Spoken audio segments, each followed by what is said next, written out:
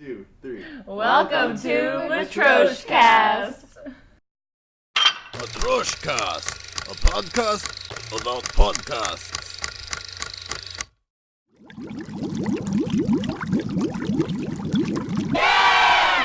Hi, I'm Ross, And I'm Sarah. and today we're here on Matryoshkast, the podcast about podcasts, talking with two of the three hosts of Ramencast. Hello. Hello. I'm Ariana. I'm Brianna. Cool, can you guys tell us a little bit about yourselves? Sure. We met in Prague a semester ago, and when we came back to New York, our main host lady, Lauren Hogan, who can't be here today, had this idea to do podcasts because we listen to them and talk about them all the time, and we said, well, we have interesting things to talk about potentially, right? We can do this. Exactly. And then we did. Yeah. And it's happening. It's happening now. I'm a drama student at NYU, and I also do film and television stuff. And I'm a media student at NYU, and I do media stuff. Yeah. Okay, so you guys met in Prague. What were you guys doing in Prague? I was there to study abroad to get away from New York because I was like, I've had enough. I'm gonna leave now. Bree and I, we lived across the hall from each other, but in Machova, but we actually met because of book club. Oh, can I tell a story of how I saw you for the first time? Okay, seeing Bree was like love at first sight. Okay, oh my God. I'm not even kidding. So it's the first day of school for me. It's like 4 days in because I had problems with my visa, so I got to Prague late. And I walk into this classroom where they're doing Czech orientation. So they're talking about language, whatever. So I walk into the classroom and I notice this girl. It's Brianna Kong. I don't know this yet. She has her hair in a ponytail. She has this huge, like, voluminous, beautiful black hair. Oh, and she's got these, like, amazing eyebrows and, like, purple lipstick. And she had this, like, foxy sweater on. And I just remember thinking, like, I'll never forget this. I was like, wow, she's so beautiful. And then I, like, went and sat, like, 2 rows behind her or whatever. But I was like, like, I remember that. It was so weird. And then, like, she ended up being in book club, and I was like, no, And then weird. she was in my architecture class. Yeah. And my Czech class. Exactly. Basically, we were fated to be. Yeah. It was meant to be. So, where does the name Ramencast come from? We have so many origin stories. There are so many things we could have been. So many things. And I don't know. We were just kind of, I think we liked ramen because it was like, it epitomized the college experience, like broke, hungry, for knowledge and food. Right. I don't know. Even though I get to have like a bowl of college ramen, I was the only one that was like, guys, this doesn't really resonate with me because I've been eating pretty good food for the past couple of years. We had a lot of names. I forgot some of the ones that we were, but we were like, oh god damn it! It was like they were a bunch of stupid ones, like welcome to like Girls in New York, and like or like we were gonna be like welcome to Foodcast, and like never talk about food, like as a running joke, like just could be like this is a podcast about food, and never mention a morsel. But none of those went over that well. Ramencast stuck. Yeah, the noodle to the wall. Throwing noodles at the wall and seeing what sticks.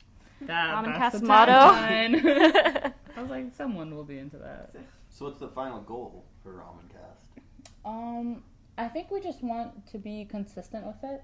To create something, create a space to be able to speak about anything and open up, I don't know, just open up the minds of our listeners. Yeah, like to have a conversation. I mean, one of the things that I noticed about us, I was like, oh, we're all very different types of women. Like Lauren's, Irish, Italian, American. Bree's like Chinese, Filipino. I'm, Dominican, Indian American, whatever. And we're like, oh, we have like we grew up differently, but we're all the same college. We have different views about things. We're all different majors. So maybe it'll be interesting if we throw some topics into the mix, like, and see what kind of conclusions we come to about living them. This life. Yeah. So I feel like it's kind of cool because we'll talk about like ageism and what's ageism to you, and then also like what about that guy you hooked up with last week? Like so it's everything. Yeah, like whatever conversation you'll have. Oh, and we interviewed Will Overman, the Will Overman band, and like we plan to make musical guests like recurrent, like every other episode type of type of thing. Type of Basically, we want to be the Jimmy Fallon of radio. Basically. Or at least that's my personal dream. Yeah. So were they your first guests? Yes. They were they were. They're our first guests, yeah. On our third podcast. Yeah. Mm-hmm. And they did live acoustic performance for us and stuff, and we did the interview and everything, and then the same night we like went to see them perform. So it was like a really cool like all day event. I really enjoyed it. And it was really hectic for them because they're based in Virginia, and they we saw them on a Sunday or a Saturday, and the day before that they were in Philly performing, and they had like just crawled into New York just in time to like meet with us in the studio right before they had to go to like practice. Yeah. So it was insane for all of us, I think, but it was a good time. That is cool. What other guests do you want? Who's the dream guest? Jimmy Fallon? No. President Obama. Obviously. I'm sorry, I was just kidding. I don't know if there's a dream guest. I think it's just like as long as they're throwing good vibes. A good time. Yeah, as long as we're all having a good time, like Yeah. they're the ideal guest. So you can come from anywhere. And I think that's like the whole point of what we're doing is like you can come from anywhere and talk about anything and we'll be happy to have you. Yeah, it is, I think it's cool if someone who's like doing something particularly different from us pops up, like Will Overman is like in a country band, like Yeah, or like a folk band. folk technically. country. Yeah, you're right. They're like folk band. Or just like anybody who is like up and coming or like looking for some exposure or is like just our friend, you know. But like somebody who brings something different than us. No point. No use in having like two of me, two of her, two of Lauren. No point. Who needs that?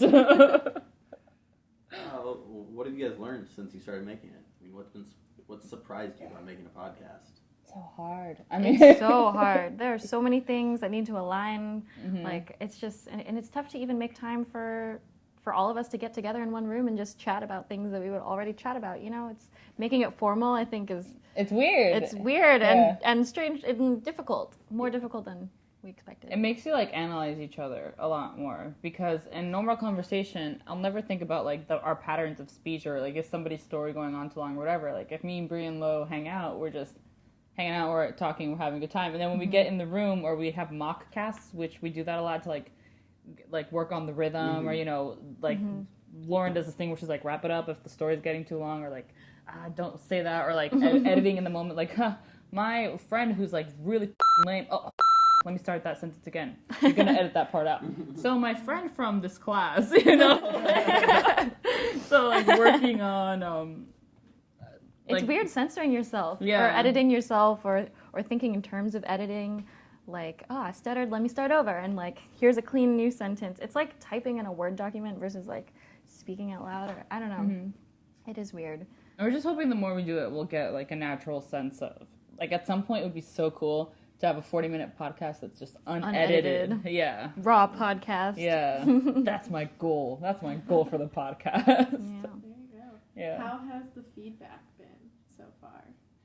Feedback's been really positive, mostly because it's just like the positive people in our lives Yeah. are loving our podcast. That's true. So Everyone's really nice because we picked the nice people to ask about it.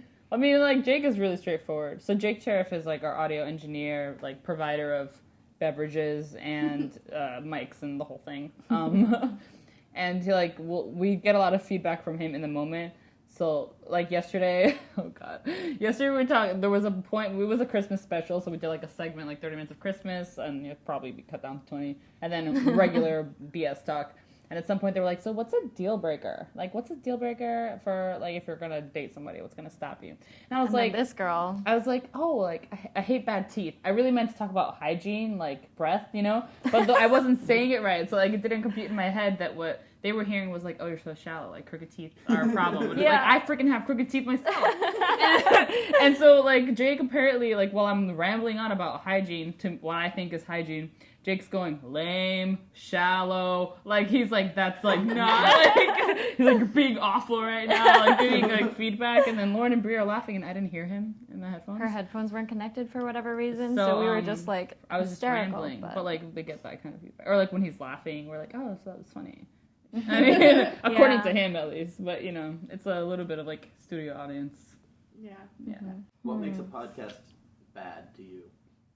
If it's boring. The sound quality sucks. Well, I think you can have bad quality and it's like kind of scratchy and like it sounds really like you recorded it on your laptop or something like that. But if you're talking about something cool, like If it's I'm into interesting it, you know? enough, Yeah. So you don't think that sound quality could be employed as a tool? I think it is a tool because I think if the sound quality is good, people would automatically listen for 5 seconds more if it's not that interesting in the beginning.